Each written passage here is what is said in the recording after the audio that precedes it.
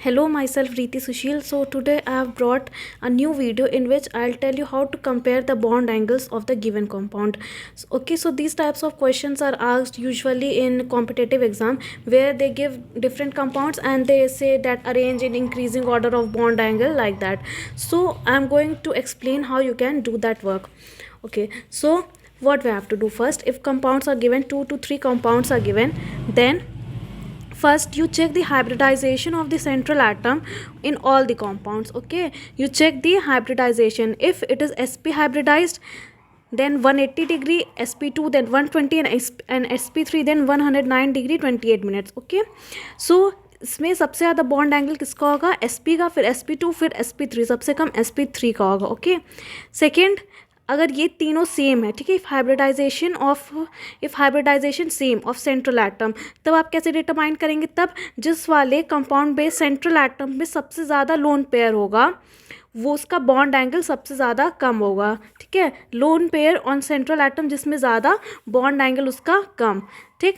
Third point, अगर ऊपर के दोनों ही सेम हो जाता है, हाइब्रिडाइजेशन भी सेम है, लोन पेयर भी सेम है, तब क्या करेंगे? तब आप दो कंपाउंड्स, मतलब जो आपको दिए रहेंगे 2 या फिर 3 जो भी, फिर आप देखिएगा अगर सेंट्रल एटम अगर डिफरेंट है सब में, ठीक है, और सराउंडिंग एटम सेम है, तब इलेक्ट्रोनेगेटिविटी ऑफ सेंट्रल एटम जिसमें ज़्यादा होगा, बॉन्ड एंगल उसका ज़्यादा होगा.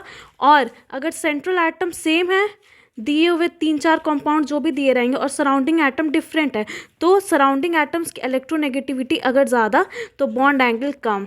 ठीक है, अब मैं इसको आपको एग्जाम्पल से सॉल्व करके दिखा रही हूँ कि आप कैसे करेंगे. ओके, जैसे CH4NH3 और H2O यहाँ पे दिया गया आपको इसका बॉन्ड एंगल कंपेयर करने के लिए. तो पहला रूल क्या है कि आप हाइब्रिडाइजेशन निकालिए. ओके, सो हाइब्रिडाइजेशन पर हम निकालते हैं. तो CH4 का क्या हो जाएगा? हाफ. मैंने हाइब्रिडाइजेशन निकालना सिखाया था अपनी पहली वीडियो में.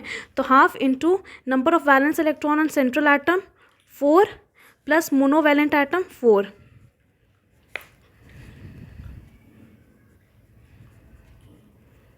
तो जाएगा 4, दैट इज sp3.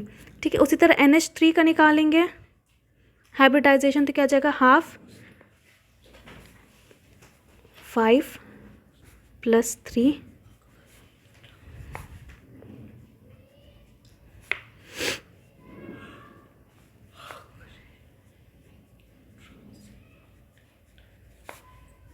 तो देखिए यहाँ पे पहला रूल तो फेल कर गया, हाइब्रिडाइजेशन तो तीनों का ही sp3 आ गया, मतलब हम लोग इससे डिसाइड नहीं कर पाएंगे. अब सेकेंड वाले रूल पे चलते हैं. अब लोन पेयर चेक करते हैं सेंट्रल एटम पे. ठीक है, तो CH4 पे कितना लोन पेयर होता है? 0 लोन पेयर होता है, चारों बॉन्ड पेयर ही होते हैं. NH3 में आप जानते हैं 1 लोन पेयर होता है और 3 बॉन्ड पेयर होते हैं. और H2O में 2 लोन पेयर होता है और 2 बॉन्ड पेयर होता है. ओके, सो अब किस में सबसे ज़्यादा लोन पेयर है? H2O में. तो H2O का बॉन्ड एंगल सबसे कम होगा. उसके बाद NH3, उसके बाद CH4, सबसे ज़्यादा CH4 का होगा, फिर NH3, फिर H2O. ठीक है, अब देखिए अभी सेकेंड एग्जाम्पल है NH3 और PH3 में.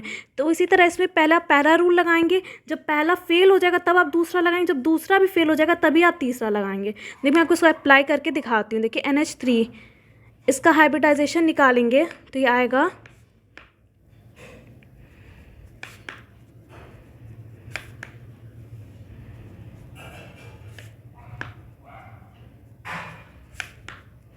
हाइब्रिडाइजेशन तो सेम हो गया.